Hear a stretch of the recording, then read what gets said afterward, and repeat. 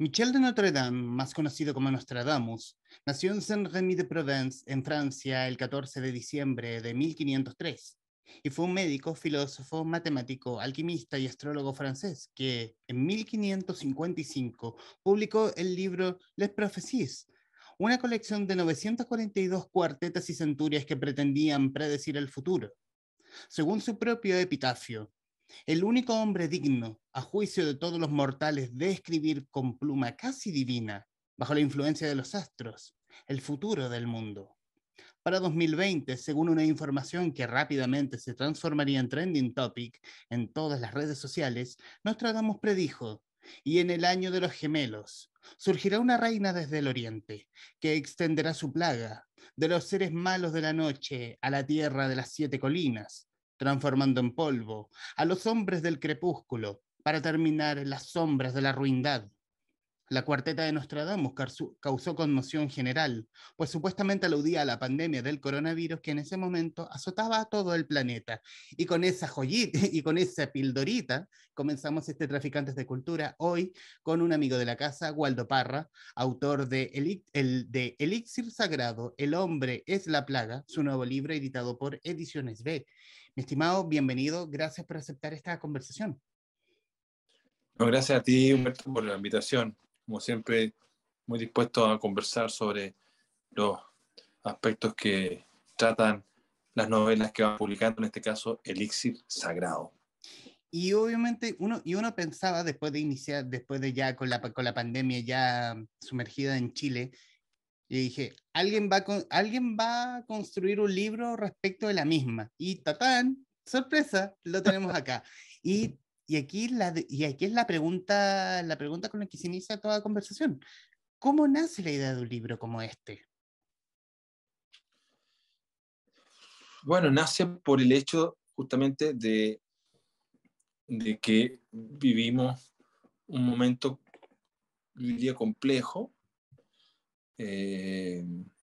Uno siempre trata de tomarse las cosas con ánimo, pero fue complejo porque fue una situación que a diferencia de otras, fue muy global, pero como siempre uno como que veía que esto venía y como que no le tomaba el peso hasta que llegó, ¿verdad?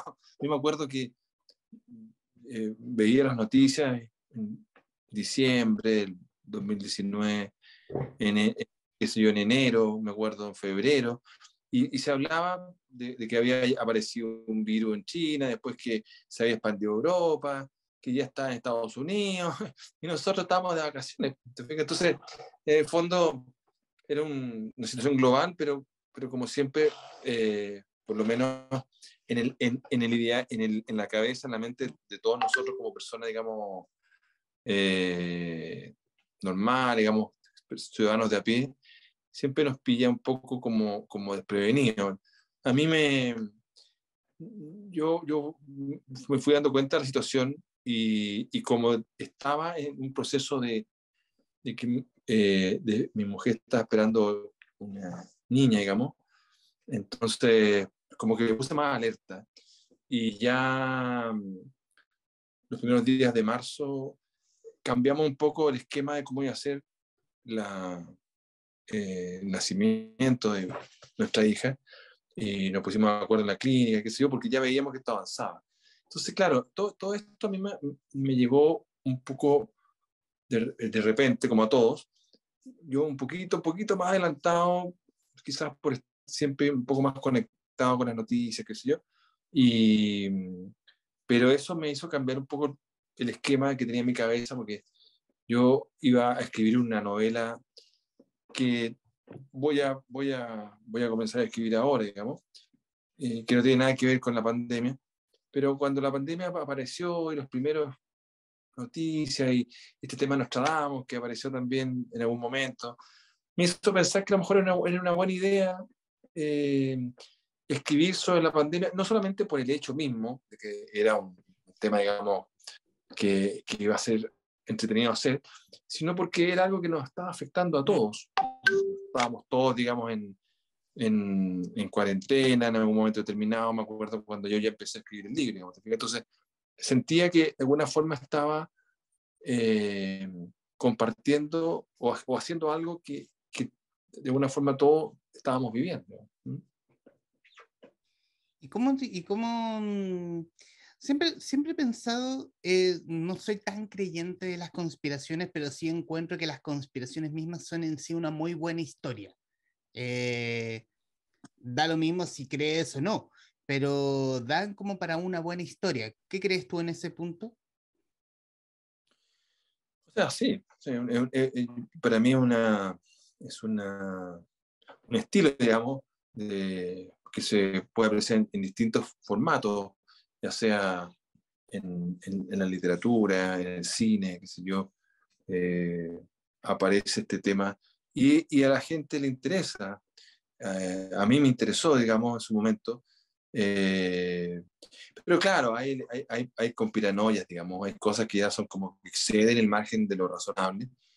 Y yo siempre digo que estos temas siempre hay que tomarlos como una entretención, o sea, eh, por ahí leí un comentario a este libro donde se decía algo así como que no era creíble, digamos, parte de la historia, digamos.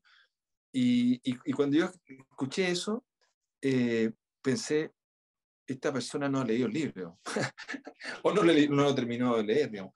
Porque efectivamente, este libro, a diferencia, por ejemplo, de Masón y Libertadores, no es un libro que esté basado en hechos reales, digamos. Además de, bueno, obviamente la pandemia y todo eso, pero este es un libro que cruza distintos géneros literarios. Tiene algo de novela histórica, tiene algo de novela contemporánea, tiene algo de ciencia ficción, tiene algo de fantasía, tiene algo de policial, tiene de todo. Y además yo planteo acá temas que a mí hoy día y si no siempre, me han llamado la atención, me han motivado, me han sacado un poco de, mi, de mis registros, digamos, regulares, que en fondo el hecho de qué es lo regular, qué es lo normal, qué es lo que debería entenderse como lo políticamente correcto, ¿te fijas? Entonces, aquí, por ejemplo, hay un personaje que yo saco de una película, digamos, que, que en el fondo es Harvey, cuando uno ve la película Harvey, en el fondo lo que trató de hacer el director es plantear un, un, una razonable duda respecto a qué es lo cuerdo. ¿Ah? Trata sobre un tipo que todos consideran loco, que lo quiere meter al manicomio. Entonces, yo también coloqué ese tema acá. Al colocar a Harvey, lo que hago es decir, ¿sabe qué? Obviamente que es muy difícil encontrar a Harvey en el mundo real, digamos, pero queremos siempre estar tan con los pies en la tierra. De repente hay temas que son de fantasía y que son igualmente motivantes y que son igualmente relevantes y que yo creo que la gente necesita. La gente necesita no solamente la cosa real, concreta del día a día, sino también necesita fantasear un poco, necesita volarse un poco, digamos, de la vida que a veces es muy ardua. Y este libro plantea eso, digamos, que a veces las cosas no son, sobre todo con la pandemia, tan certeras y que de repente hay cosas que son inexplicables. ¿Mm? ¿Y cómo fue como darle un... Porque decir que al reverso del libro es como si hablamos de un villano, si queremos situar a un villano en esta historia, una avanzada tecnología pretende gobernar la humanidad, una tecnología sin alma, sin carne, un ente artificial que al hombre se le escapó de las manos. Este engendro posee un arma descomunal para conseguir su propósito, las 10 legendarias plagas de Egipto, que también, digo nuevamente, uno podrá quizás desde la perspectiva cristiana creer o no creer en Dios, creer o no creer en cierto punto, pero si lo tomamos desde la cosa más literaria, la historia de las plagas de Egipto es algo que hizo Hollywood tantas veces y que le quedó y le quedó tan espectacularmente bien hecho, que es como, aquí tenemos las plagas y son cepas que sobrevivieron milenios hasta llegar al día de hoy. Claro. Y cómo fue dar con esa historia, con ese comillas villano invisible? Bueno, se fue dando a poco, porque en realidad, como te digo, yo fui tomando aspectos que me empezaron a hacer sentido, que me empezaron a preocupar. Por ejemplo, la relación entre lo racional y la fe, por ejemplo. Nosotros hemos vivido yo creo que desde el Renacimiento en adelante, un proceso progresivo de racionalización del ser humano. ¿Te fijas? Y no digo que esté bien o mal, digamos, no estoy dando un juicio de valor, estoy simplemente señalando de que el hombre ha ido caminando hacia una sociedad muy racional, independientemente de que siempre han habido, qué sé yo, religiones más o menos poderosas, qué sé yo, pero la tendencia parece ser de que, sobre todo en esta época, es que en el fondo el ser humano es un hombre muy racional, digamos, como que ha ido perdiendo la fe, sobre todo en estas últimas centurias, qué sé yo, y, pero de alguna manera la fe no está radicada en una institución determinada del hombre. O sea, la fe no es cristiana ni es musulmana necesariamente, digamos, ¿te fijas? Ni hinduista. Pero la pregunta entonces que yo me hago es, ¿la fe ya no es necesaria? Y yo creo que justamente en esta época de la pandemia, mucha gente, hasta quizá la más gnóstica, en algún momento se tiene que haber acordado de Dios, porque hubo un momento en la pandemia que fue complicado, digamos, fue complicado cuando estábamos en cuarentena, no podemos salir y esta cuestión aumentaba, uno veía los medios, ¿te fijas? Entonces, y para una persona que tiene, por mucho que sean personas de esa edad, digamos, la muerte de cualquier persona, y yo creo que todos hemos vivido un poco esa experiencia, directa o indirectamente, es muy dolorosa, porque también hemos vivido una sociedad en donde la muerte parecía que estaba muy lejana, de alguna manera, como que todos teníamos la idea de que íbamos a morir viejitos, digamos, y la muerte está muy cercana, porque hubo una época en donde con los medios de tecnología, qué sé yo, desde el siglo XX en adelante, que parecía que el hombre tenía como cubierta ya todas estas cuestiones, y de alguna manera teníamos como salvado el hecho, digamos, y siempre se decía, no, es que en el siglo XIX, siglo XVIII, la gente vivía hasta los 45 años porque no existía la medicina que existe ahora, digamos. Pero la verdad es que nosotros tenemos mucho adelante en la medicina, pero se sigue muriendo la gente igual, digamos. Entonces, esa relación entre la ciencia, el método científico, la búsqueda de la verdad racional y la fe, que en el fondo es un dogma, digamos, es un tema que cruza la novela, digamos. Y otro tema es la relación entre el ser humano y la tecnología. Y ahí está entonces este tema, digamos, de cómo aborda, digamos, hoy día la humanidad esta tecnologización, en donde tú ves un niño muy pequeño hasta un señor hoy día ya de edad mediana, que la tecnología forma parte, pero absolutamente de su vida, digamos. Entonces uno se podría preguntar, ¿esto debe ser tan así? Porque, claro, hay gente que ve la puesta de sol en el computador, digamos, pero ¿acaso la puesta de sol en un atardecer en la playa o la puesta de sol a lo mejor en la cordillera o donde sea, digamos, inmerso en la naturaleza, no va a ser siempre mejor, digamos? ¿Te fijas? Entonces, esa relación entre el hombre y su propia progreso, digamos, también es algo que a mí me inquieta y lo coloqué también como un cruce dentro de la historia de la novela. O sea, todos somos no creyentes hasta el momento en que se nos está cayendo el avión. Ahí nos acordamos de Dios.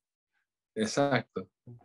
Y ese es el momento, haciendo el cruce con tu novela anterior, es como ocupar, como, lo puse como un villano, en realidad es como un objeto de atractivo las plagas de Egipto, junto con con el objeto místico que ocupaste en tu novela anterior, que es el leguemetón clavícula Salomón y la llave menor de Salomón.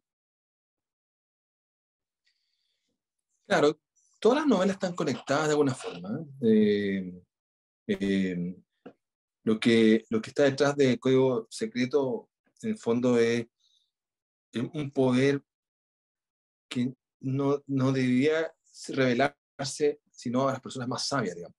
Y por eso que está de alguna manera protegida por una institución como en la masonería que que tiene las herramientas para poder enfrentar a quienes quieren ese poder. ¿Te fijas? Una cosa así, digamos. Y en el elixir sagrado, en el fondo, el poder está radicado en el antídoto que nos salvaría de la pandemia. ¿Te fijas? De alguna forma, el antídoto nos ayudaría, digamos, pero ese antídoto también no es cualquier antídoto, es un elixir sagrado.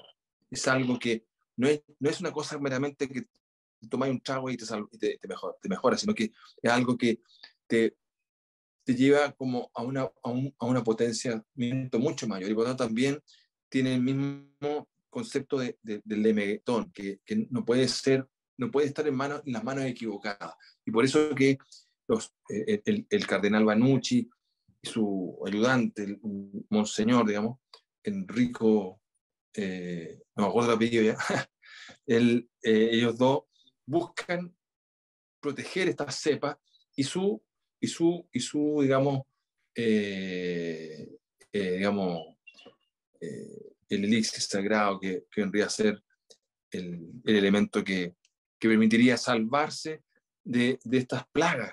Porque finalmente, y ahí hay algo interesante, porque de alguna forma la pandemia es una plaga, digamos, que ha tenido muchas variaciones. Y yo planteo en la novela que el coronavirus es la primera de las plagas de Egipto. Uno podría pensar de que las variaciones que ha tenido el coronavirus ya por las distintas variantes, que son el Delta, ahorita los Omicron, podrían ser de alguna forma estas siguientes avanzadas, digamos, de las cepas que cada vez son más complejas, qué sé yo, digamos. ¿Te fijas? Entonces, tomar las cepas fue porque yo pensé, ¿qué puede ser tan terrible? ¿Qué ha sido tan terrible? Obviamente que tuvo la peste negra en la Edad Media, pero las cepas de Egipto tenían un elemento más místico, por decirlo así, y religioso, que las hacía atractivas, digamos, y que aparecieran en el mundo actual, era como espectacular, pues era como inverosímil de alguna forma, pero ahí estaba. La pandemia también parecía inverosímil y ahí estaba. Entonces, plantear que las cepas podían ser el origen de todo esto, no me pareció tan descabellado, siempre dentro del contexto de que esto es una novela de ficción. Y lo que hace que la novela de ficción, pues como para darle un comienzo de todo, un comienzo atractivo, es la elección de Francisco como sumo pontífice, como obispo de Roma, que es como comienza el libro en el fondo. Claro, claro, o sea, claro, aquí está presente más la Iglesia Católica, y hay muchos, como si fuese una película, yo siempre hablo como de locaciones. Está esa escena, digamos, en el 2013 cuando asume Francisco, pero en el fondo, más que la asunción del Papa, es el momento en donde Stuart conoce a Monseñor, al padre este que está rezando, pero algo que no tiene nada que ver con la asunción del Papa, pero que para él es vital, digamos, que es rezar por la humanidad, digamos. Eh, pero también hay una escena interesante cuando los mismos sacerdotes van a esta, digamos, búnker, digamos, que está casi muy cerca del Polo Norte, digamos, claro, porque efectivamente ese lugar existe, digamos, y es un proyecto muy interesante, digamos, que busca proteger las semillas de todos los alimentos del mundo. A mí me pareció muy interesante que existiera ese lugar, digamos, y me pareció que era el lugar preciso para guardar las cepas. También hay un lugar interesante que es muy alejado, que como que está fuera de todo el contexto de la lógica bélica que tiene la humanidad, pero que finalmente igual es atrapado por este problema, digamos, porque el comillas malo en la película considera que es el lugar preciso para radicarse, digamos, y para poder colocar ahí por decirlo así, su residencia. O sea, tener presente que aquí la Iglesia Católica, más que la labor social, espiritual, aquí tiene un ente político fuerte. Tenemos instituciones como el Archivo Vaticano, aludiendo al cardenal Banucci. Claro, al Banco Vaticano, a la bóveda global de semillas, la que mencionas, que es un claro. proyecto que existe, que no está tan mencionado que creo como se debiera, pero que la conspiranoica ha hecho que esta bóveda tenga algo de valor en el fondo, para la historia, para el comidillo. No, claro, y además, otra cosa importante es que Banucci, cuando habla con Weistengegen, el Ujú. director, eh, el director de la bóveda se extraña de que él le pida que la llave, el password, digamos, que él tiene que diseñar para el lugar donde van a guardar la cepa y el antídoto, tenga una simbología pagana. Entonces, él ahí le contesta, le dice que Dios no es un Dios en particular, sino un Dios de toda la humanidad y que se vale de todos los medios disponibles para poder salvar el mundo, digamos, ¿te fijas? Entonces, ahí me parece interesante que Banucci no se limita a su creencia. Él sabe que existen otros entes que lo pueden ayudar, ¿te fijas? Y de hecho, finalmente, Stuart es un espíritu que, que viene a salvar a la humanidad y viene a ayudar a través de ayudar a Stuart, digamos, que no solamente lo ayuda a él a salvar a la humanidad, a evitar, digamos, que esta maldad, digamos, que se hace de las cepas pueda lograr su objetivo, que es un objetivo terrible, digamos, sino que también lo salva a él como persona, porque, porque, porque eh, Harvey conoce a Stuart desde que nació. De alguna forma ha sido como su ángel de la guarda, por decirlo así. Entonces ahí como que cuando, al final de la novela, Stuart cuando abraza a su hija y la hija le dice que Stuart, que Harvey existe, ¿eh?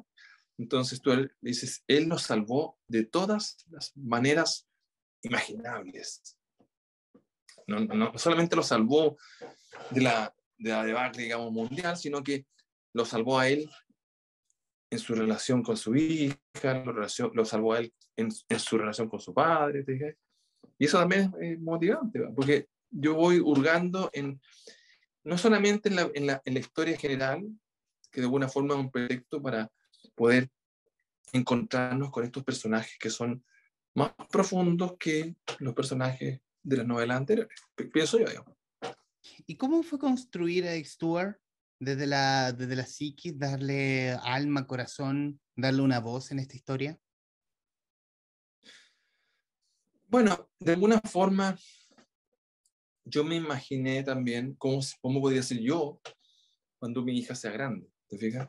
Ujú. No hay una necesaria coincidencia entre la edad que pueda yo tener con mi hija en el momento que ella sea mayor, digamos, pero sí me empezó a preocupar qué pasaría si yo no fuese un buen padre, digamos, ¿te fijas? Me empezó como a rayar un poco aquí, a picar un poco la cabeza, si yo, no ahora, digamos, porque en realidad estamos empezando esta aventura, pero en estos 20 años, quizás, o un poco más, eh, ¿cómo vas a terminar esta aventura? ¿Te fijas? Entonces, claro, la aventura de Stuart estaba mala, digamos, por muchas razones, y, y, pero él tuvo la oportunidad de arreglarla, digamos, ¿te fijas? Ujú. Entonces, claro, hay un tema ahí que está vinculado un poco con mi experiencia, pero no con la experiencia que yo tenía en este momento para hacer el libro, sino la experiencia que yo visualizaba que debería tener durante todos estos años. Digamos. Entonces ahí había un elemento interesante que lo coloqué. Y lo otro es que, claro, bueno, cuando mi papá vivía, eh, siempre se acordaba de esta película de Harvey, que es una película de los años 50, casi una obra de teatro, ¿eh? Porque en realidad si tú la ves, la puedes encontrar por internet. No es como las películas de ahora, o sea, una película que los personajes se mueven muy poco, digamos. Pero siempre me, él me echaba la talla, por decirlo así, con este personaje, digamos. Porque él mismo se divertía hablando un poco de Harvey o con Harvey, digamos. Entonces, lo tenía presente mucho esta historia de este, voy a hacer un spoiler en el fondo, este conejo de Arthur, digamos. Pero que yo ahí construyo también, lo construyo mucho más, porque Harvey en la película no aparece prácticamente, digamos. Y yo le coloco una personalidad muy digamos, lúdica, eh, y, pero a la vez eso me permite como relajar un poco el personaje, porque el personaje es muy poderoso, por decirlo así. ¿Fíjate? Cuando salva en los aviones, creo que no sé, eran los aviones, los helicópteros donde iba la hija, digamos, y todos los, los norteamericanos, con la gente de la CIA, que sé yo. Eh, es un momento muy mágico, ¿te fijas? Porque, vuelvo a insistir, no estamos en una novela de realidad. Por eso que cuando ese comentario que yo escuché, que no era muy creíble, pero obvio que no es muy creíble. Pero es que nosotros tenemos que partir leyendo este libro, asumiendo que la historia, tú tienes que aceptar la historia, ¿eh? Tú tienes que aceptar lo que te está planteando el autor y vivirlo, y vivirlo. Y cuando tú como que es como cuando uno leía, cuando era chico yo leí la historieta de Mampato, y Mampato viajaba en el tiempo y llegaba, no sé, por la época de la prehistoria. Y tú asumías que eso era así, ¿cachai? Que el tipo tenía un cinturón, y, ¿cachai? Entonces aquí pasa lo mismo. Uno tiene que asumir la historia. Cuando uno la asume en la forma que es, la goza más, ¿entiendes? Yo sé mucho escribiendo la historia y he tenido muy buenos comentarios de quienes han hecho ese ejercicio de, de introducirse en la historia como un espectador más, pero con todas estas lógicas muy racionales, digamos, como eh, tener un sujeto como Jaime sentado en el tren camino a Varsovia.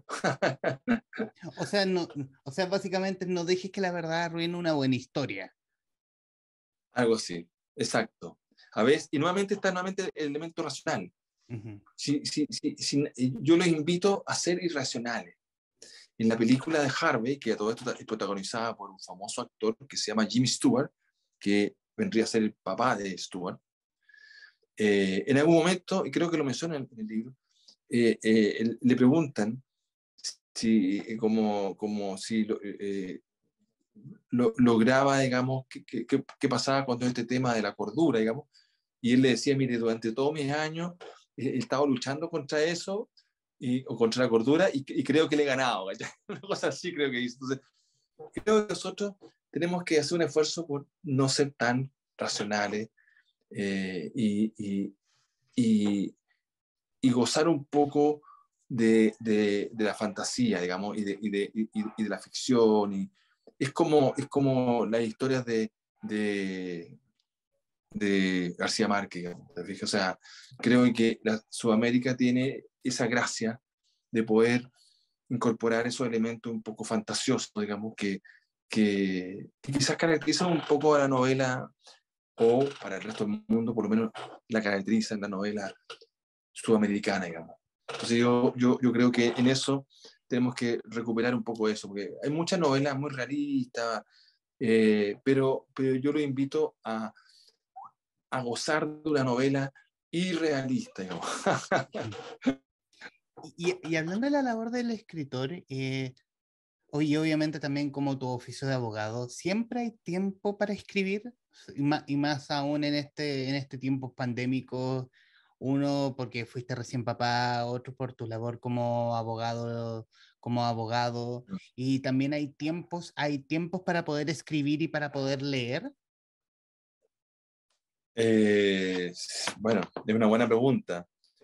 Eh, pero claro, o sea, el tiempo, cuando tú te pones a escribir, en algún momento tienes que, uno se deja llevar un poco por las musas, digamos, inspiradoras, Ujú, eh, que por otro lado también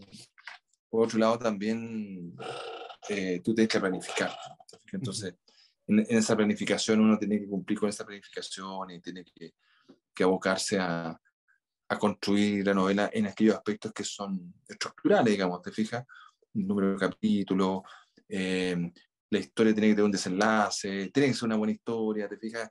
Entonces hay muchos elementos que son, claro, tienes que dedicar tiempo, pero si a ti te gusta esto, como es mi caso, digamos, te hace el tiempo, digamos. Entonces, eh, claro, no es fácil, porque lamentablemente en nuestro mercado, digamos, literario es muy pequeño y no podemos vivir de esto, digamos, salvo casos muy excepcionales.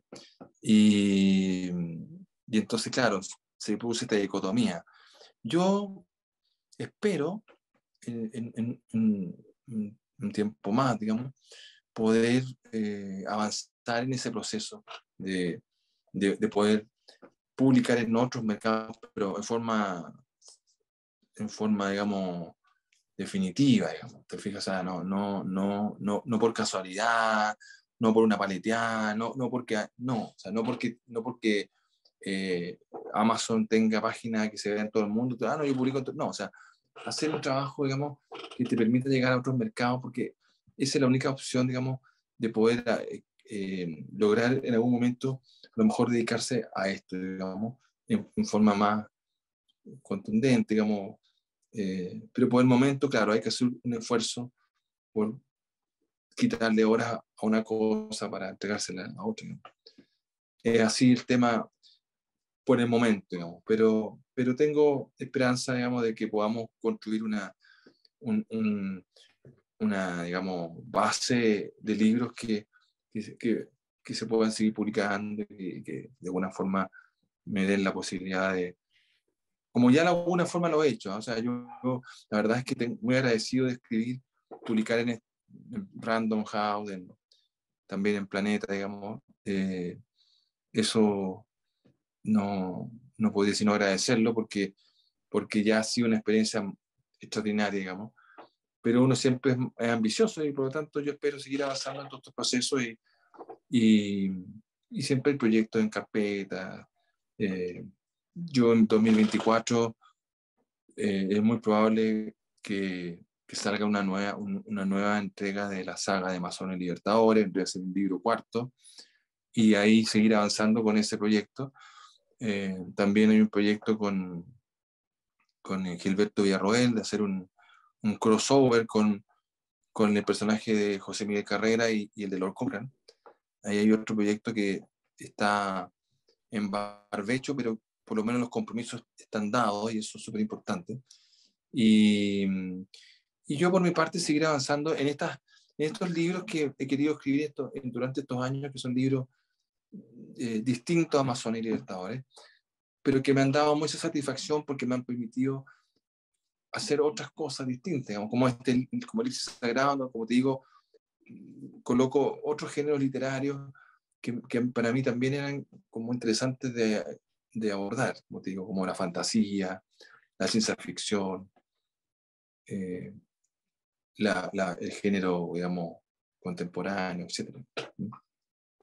Quiero citar una parte del libro respecto, y sobre todo este encuentro con el director de la bóveda global, con este purpurado del Vaticano. ¿De qué se trata todo esto? Se preguntó a sí mismo. Weist- Weistengegen, Ovan, pero Ovan. Ova Weistengegen, la mejor pronunciación que pude dar. ¿De qué se trata todo esto? Se preguntó a sí mismo. El cardenal tomó el pequeño arcón con sus dos manos. Pues bien, señor Weistengegen, fíjese bien en lo que le voy a decir. Esto que tengo aquí es la evidencia palpable de que todo lo que le relataré es verdad. Al interior de este estuche están las cepas originales de las legendarias 10 plagas de Egipto. Bessengegen observó la escena como si se tratara de una película de Netflix y da como para eso. Pero esa es otra pregunta que haré más tarde. El punto era que no podía cambiar de canal ni apagar el televisor. Sin embargo, poco a poco se sintió más intrigado por lo que el religioso le había venido a decir. ¿Las plagas de Egipto? Preguntó. ¿Aquellas que mandó Dios en contra de los egipcios para liberar a los judíos? Así es, dijo el cardenal Benucci. Bessengagen se largó a reír como si fuera un motor de borda que comienza de a poco a funcionar hasta escucharse su ruido ensordecedor por todo el lugar. Por favor, padre, entiendo que usted crea que aquí nos matamos de aburrimiento, pero venir de tan lejos para contarnos un chiste tan malo resulta de por sí una tontería. El problema con ustedes los científicos es que cuando se les presentan evidencias irrefutables y tangibles de algo que han considerado toda la vida como un mito, aún así son escépticos. Ya decía mi querido San Ignacio de Loyola que para aquellos que creen, ninguna prueba es necesaria, mientras que para aquellos que no creen, ninguna cantidad de pruebas es suficiente.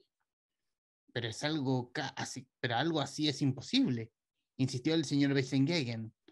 Usted acaba de mencionar que unas muestras que llevaban décadas conservadas en una mina abandonada lograron sobrevivir por años, afirmó el cardenal, y eso es todo lo que voy a leer respecto del libro. ¿Cómo fue la construcción de los espacios?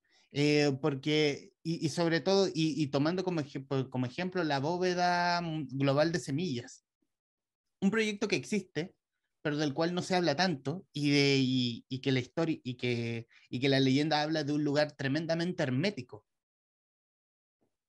Sí. Bueno, yo, como te digo, tenía pensado hacer otra novela y siempre me ha gustado como incorporar lugares que yo he visitado. Entonces, la novela que, que vendría a ser como la tercera de esta saga, digamos. Yo había ido en 2019 a Roma, había ido a Croacia, había ido a Venecia, había ido a España, y tenía todas las locaciones.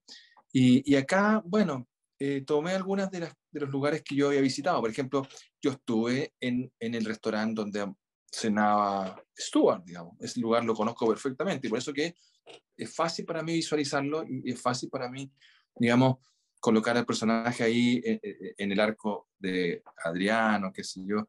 Estuve ahí y sé que es un hermoso lugar. Estuve también en el Vaticano. Eh, no conozco la bóveda, pero tengo un amigo que vive en Polonia y le prometí que de alguna forma la historia iba a pasar por ahí. Entonces, cuando, cuando logré, digamos, eh, construir lo de Stuart, lo situé en la ciudad donde vive mi amigo, porque algo me había comentado cómo era, digamos. En el caso de la bóveda, efectivamente obtuve información y la descripción está vinculada a cómo es la bóveda en realidad, digamos. Pero no he estado ahí porque efectivamente es un lugar muy lejano y no es tan fácil de llegar, está en una isla, en Noruega, entonces, o en Islandia, pues. Entonces, en el fondo la cosa es que a mí me gusta estar en los lugares, pero si no, lo que hay que hacer simplemente es hacer una investigación acuciosa y tratar de hacer una descripción lo más certera posible, digamos. Ahora, bueno, en el caso de otros lugares, bueno, uno va construyendo toda la lógica sobre sobre la base de lo vas, vas elaborando como historia, digamos. Pero siempre hay elementos, de repente, como te digo, a veces que son imposibles de describir y que aparecen, aparecen de repente y que, por ejemplo, no sé,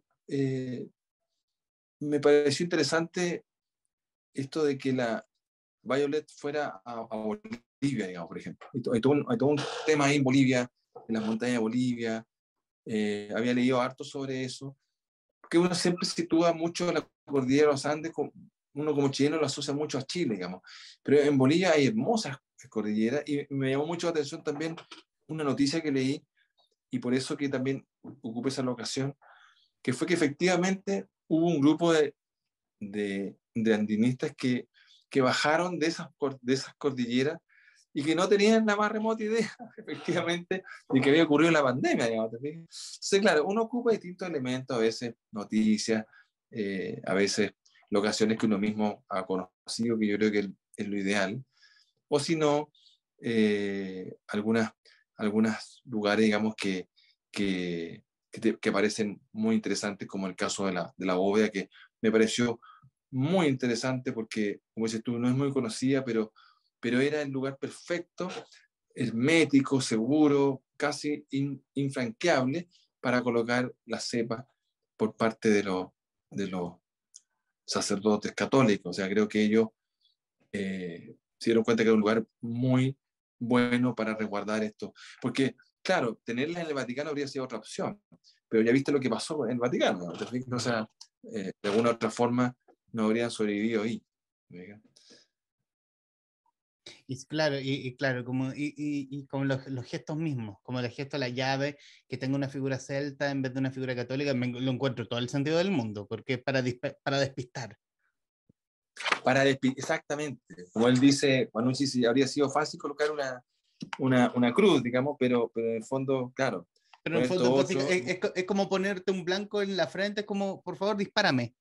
Aquí, exacto. aquí. Ahora, oye, me parece muy interesante cómo has relatado, que cuando uno lee un libro, hay que hacer todos estos gestos que tú has hecho, eh, de dar como eh, parar en el momento preciso, hacer los énfasis, muchas veces incluso cambiar el estilo de la voz, porque cuando uno escucha un libro, leer, tiene que ser así, es un estilo, digamos. Hay otros que lo leen tipo Pablo Neruda nomás, pero en realidad me gusta ese estilo, digamos, como de asumir el personaje. Dicho eso, me gustaría leerte una parte, porque la construcción del malo en la película también para mí fue fuerte, digamos. O sea, las palabras que dice eh, no son menores, digamos. ¿Ah? Por ejemplo, aquí en, en el capítulo 32, tomado al azar nomás, dice, tú eres un idiota, Stuart, si crees que puedes vencerme. A mí, la mayor tecnología jamás creada por el hombre. Yo estoy en todos lados. Nadie apagará el sistema totalmente. ¿Escuchaste eso? Nadie lo hará. Tendrían que hacerlo las 7.000 millones de seres humanos al mismo tiempo y eso es imposible. Tus esfuerzos serán inútiles. Yo renaceré cuantas veces sea necesario. ¿Me entiendes? No podrás detenerme hasta que cumpla con mi objetivo, eliminar al hombre. Porque el hombre es la plaga. El ser humano es la plaga que afecta a este planeta. Es el hombre quien debe desaparecer para que Gea pueda vivir. Es interesante, ¿no? Uy, Waldo, y ya que, y respecto del extracto que leí, que ya aludiste que me aludiste a Netflix, ¿te lo imaginas?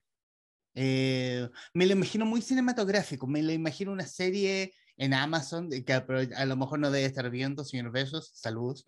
Eh, y me la imagino muy rápida, muy vertiginosa, muy cara de producir, pero, pero a la postre a futuro muy buena, un muy buen producto visual. ¿Tú te lo imaginas? Juguemos. Sí, me lo imagino y lo que pasa es que, bueno, estuve unos días fuera de Chile y me hizo bastante bien porque ver la perspectiva es como salirte de tu casa y ver la casa desde afuera, digamos. Uh -huh. Y lo que vi fue un mundo que está normalizándose poco a poco. Eh, por supuesto, hay mucha gente que todavía se contagia. En Estados Unidos había 1 millón diario, más o menos, pero también estamos hablando de un país de más de 300 millones de habitantes. ¿Te fijas? Entonces, eh, pero con todo, la vida está muy normalizada y yo creo que para allá es donde debemos avanzar, digamos. Entonces, eh, dicho eso, en el fondo, eh, me puse, por ejemplo, allá ya, estuvimos arrendamos que sea una casa, y ahí había puro streaming nomás. O sea, se acabó el cable. Ujú.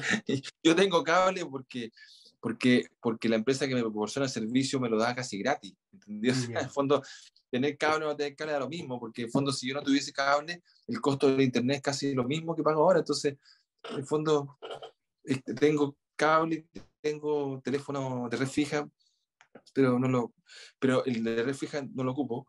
Y el cable, ahora afuera, yo estaba súper decidido, pero siempre me llegaba una oferta y uno como que yo nací en la época de la televisión y el cable para mí fue como un avance tan notable que ha sido difícil eliminarlo de mi vida, yo lo confieso, digamos. Pero en esta pasada por fuera, solamente vi streaming y, y la verdad es que ya no he vuelto a prender el televisor. Dicho eso, claro, hay montones de canales de streaming, pero obviamente que Netflix es uno de los principales. Eh, y, y claro, yo suena un poco fantasioso, pero como hemos hablado tanto de que la fantasía no podemos negar frente a eso, yo me hago el ejercicio y tengo dentro de mis proyectos, hablando con las personas correctas, qué sé yo creo que este tipo de novelas es vendible, y sobre todo Masones y Libertadores es un proyecto que es absolutamente vendible. Eh, por lo tanto, hay que hacer los esfuerzos, ser hábil, inteligente, porque más allá de cualquier cosa, sería entretenido ver una historia como esta en alguno de estos canales de streaming, porque es una de mis motivaciones también. Eh, yo hay mucha gente que escribe desde el lugar donde está, ¿te fijas? Qué sé yo, está en el sur de Chile y escribe sobre el sur de Chile. Está en el norte, escribe sobre el norte. Hay muchos elementos interesantes en Chile y en cualquier otro país, digamos, pero yo estoy como un poco obsesionado en hacer novelas universales. O sea, El Elixir Sagrado, Chile, creo que mencionaba una vez, digamos, por el malo, digamos, cuando señala, adivina quién produjo el terremoto del 2010, una cosa así. No sé si lo menciono en otra oportunidad, pero, pero creo que lo menciono a este alpinista chileno que falleció en la época, el año pasado, en la pandemia. Lo menciono como uno de los que va en el grupo de alpinistas que va a Bolivia. Pero en el fondo, yo quiero hacer novelas universales, ¿te fijas? Novelas que puedan ser vistas por un polaco, por un norteamericano, por un chileno, un argentino, y que hable sobre temas que sean universales también. Porque así como los problemas locales, nosotros son importantes y hay personas elegidas para hacerse cargo de eso, pero también están los temas universales, que a mí me interesan, digamos.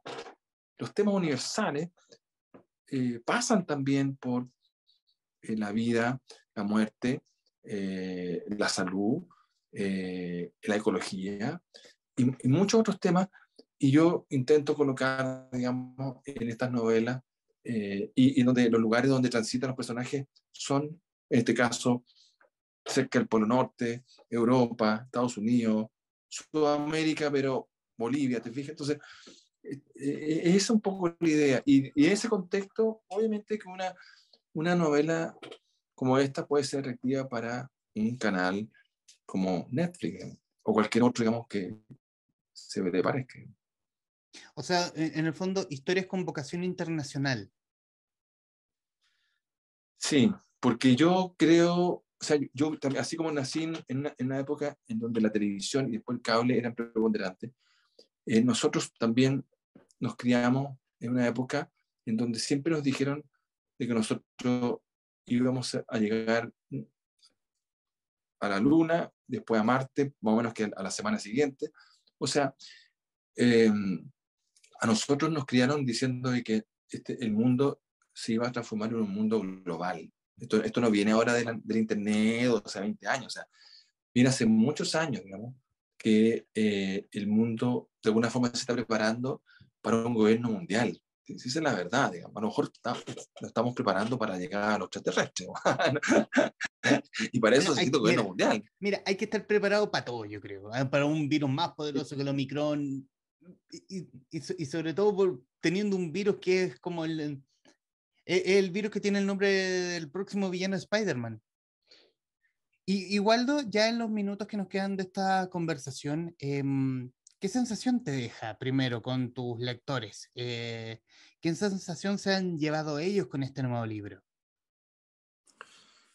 Bueno, hay un grupo de lectores que siempre son como muy fieles y por supuesto, siempre muy satisfechos de recibir una nueva novela en el mismo corte, que es conspirativo, pero además con estos personajes que dialogan y que ríen, sufren y tienen una mayor humanidad, digamos, que es como la clave o el énfasis que yo trato de colocarle en mis novelas, digamos. Personajes que tienen mucho, como el corazón en la mano, por decirlo así. Y eso siempre lo agradece el lector que lee mi novela, digamos. Y obviamente para quienes no han descubierto a una Waldo Parra respecto de el Código Secreto, respecto de esta nueva entrega del Elixir Sagrado de la saga de Masones Libertadores, ¿qué puedes decirle a ellos? Bueno, invitarlos a ingresar al Parraverse, Al Waldo Parra verso. al Waldo Parraverse, y a vivir las aventuras que tienen mis personajes, que en el fondo tienen que, son, por lo menos en Código Secreto y Inicio Sagrado, sin prejuicio que tienen una vida muy exitosa, digamos, tanto Federico como Stuart, pero de alguna forma son personas normales como tú o yo, digamos. No son superhéroes, ni son próceres, digamos, ni son personas que tienen mucho poder, digamos, sino que son personas que, que de repente se ven involucradas en situaciones extraordinarias. ¿Te fijas? Y esas historias yo creo que son entretenidas de contar y están en todos lados, ¿ya? Por lo tanto, como yo digo, un, eh, si es chileno es bueno, entonces en el fondo motivarse a leer estos libros que son tan buenos como el mejor que puede encontrar en cualquier parte del mundo. Y los invito a leer estos libros y también, por supuesto, a leer a todos los autores que de alguna forma estamos en esta misma época generacional, digamos, publicando eh, y porque yo creo que son libros que son entretenidos y en definitiva van a pasar un rato muy agradable. Así que los invito a leer Elixir Sagrado y a emocionarse con Stuart y a reírse con, con Jesús, hay un Jesús por ahí metido, y con Harvey y todos los personajes que están ahí, y a encontrar a esto que dice el libro, porque el hombre es la plaga. Es fuerte esa frase, la colocó Marcela, que es mi editora, eh, pero tiene algo de verdad. Eh, Nosotros somos un poco el resultado de nuestros propios graves problemas que tenemos en la humanidad, sobre todo en nuestra relación con nuestro propio planeta, digamos. Y eso no se va a resolver porque se tomen medidas o se dicten normas, digamos, sino que es un trabajo que lleva años y es un trabajo que viene desde la familia.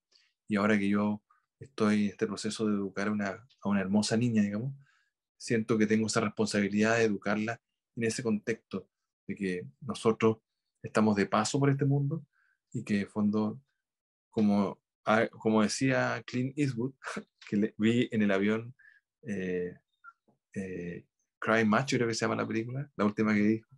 Bueno, una vez le preguntaron si había que había que hacer con esto de la ecología y todo esto. Y de, de tener un mejor mundo para nuestros hijos, tenemos que tener mejores hijos para nuestro mundo. Yo comparto un poco esa frase, tenemos que criar a nuestros hijos, que ellos tengan mayor conciencia de que el planeta es uno solo, de que no hay digamos, posibilidades de resetearlo y por lo tanto tenemos que cuidarlo porque es el planeta en el cual vivimos. Digamos. Así que con ese mensaje los invito a leer Elixir Sagrado, El hombre es la plaga. Y aquí un buen producto chileno con vocación internacional. Waldo Parra, autor de Elixir Sagrado, El hombre es la plaga, editado por Ediciones B, en conversación con los traficantes de cultura. Waldo, gracias. No, gracias a ti por la invitación. Ya que nos están viendo y escuchando, gracias y nos veremos en cualquier momento. Adiós.